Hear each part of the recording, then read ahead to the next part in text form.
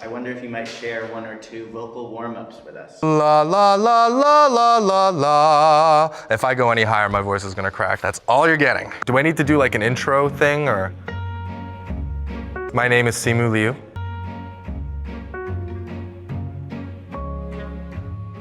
Right when I first kind of got started, I think was when it was the hardest for me, just because I was leaving a career in accounting and finance. I was like handing out something like, must have been like dog food samples on the side of the street. I was in the financial district where I used to work, and I ran into one of the people that I used to work with. Of course, he was wearing this like, Wall Street cut like Hugo Boss suit, and I was in this shirt with like nutrients printed, in like bold letters over the chest. And he was like, what are you doing? I thought you were acting. And I was like, yeah, well, times are hard.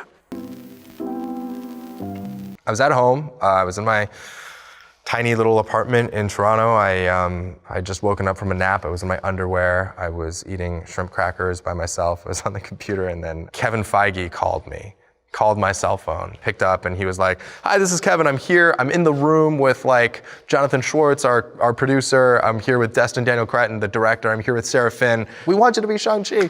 I hung up the phone and I collapsed onto my bed and started crying hysterically. I knew how big this role was. I knew what it meant for me. I knew what it meant for Asian people everywhere. And it was just an incredible moment. I was so over the moon. Well, Penelope, you've had such a wonderful, amazing career where you've had the opportunity to play so many different types of characters. What roles excite you? What is maybe something that you haven't played or haven't been able to explore that you want to? I would like to do more comedy. I would like to do more musicals because I've only done 9 with.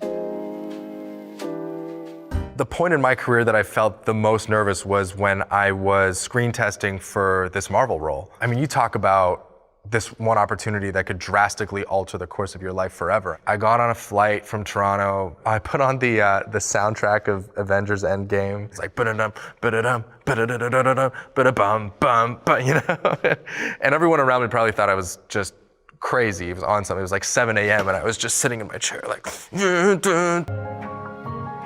It was a movie that I really badly wanted. It was a long time ago too, but I had a director tell me that I was missing an it factor. And I think that's so much of the struggle of new actors as well, because I think you're constantly in a place where you're having to prove yourself. It's like grasping at sand. It's like the more you want to do it, the worse you come off. And so I tried to kind of take it in a constructive way. And it really just came down to letting go of the need to impress somebody, whether it's an audition or being on set. It's just, being present and being authentic and true is more important than any of those other things. I'm truly grateful that I got that note because I do feel like I have an it factor. And I'm glad that I can finally show it to the world now.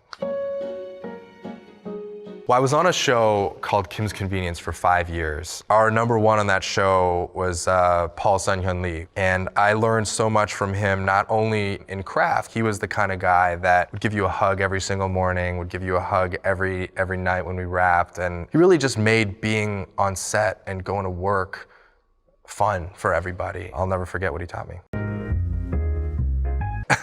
I have falsely felt like I've made it at multiple points in my career. I remember it was a 2-liner for a show called Nikita. It was my first speaking role, and I remember being like, I made it. You speak English? Yes, how can I help you? And then, you get your paycheck, it's like $800, and then you're right back to square one. I just want to kind of go out and continue working with the same level of hunger that I had when I was 23 years old and auditioning to play desktop #1 on Nikita. I love that no 2 days are the same. You're generally doing a scene that's never been done before. You get to play for a living and you get to, teach people about life and learn things about yourself. The only rule is that there is no rule. There is absolutely no routine. There's something pretty cool about not knowing what the next day is gonna bring. That's a wrap on this. Thank you for that. Thank you. Thank Awesome. you. Thank you so much.